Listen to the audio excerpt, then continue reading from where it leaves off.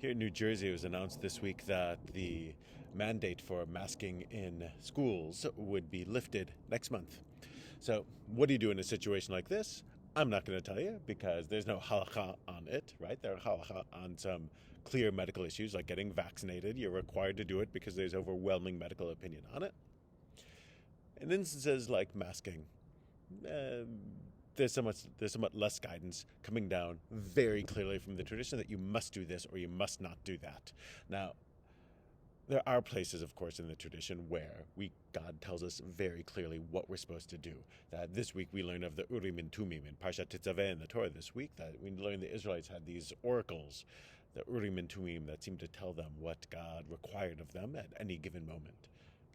Sadly, they lost these somewhere along the way, maybe somewhere like in the Second Temple period. They're gone. We don't have them anymore.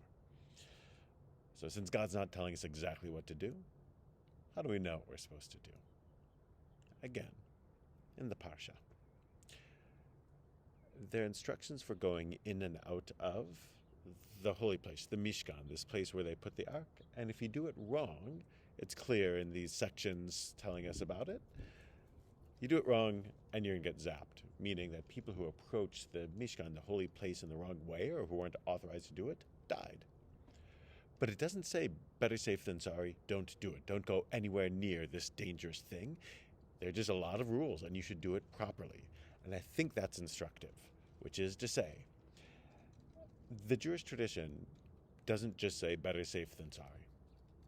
It doesn't. It says that when there's something important that you should do that can make your life holier, that can connect you to what your purpose in the world is, you should take a risk to do it, even if it is potentially dangerous. And you should follow all relevant guidelines while you're doing it. I think that's instructive for how we handle ourselves going forward.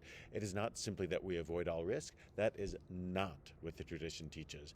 However, it tells us to manage our level of risk wisely. That may be different for different people, but absent the Urim and Tumim, we're going to have to accept the fact that not all answers are going to be clear, and we may arrive at different conclusions as long as we each are striving for a holier life as the Torah urges us to do. We hopefully will turn out okay. Shabbat Shalom.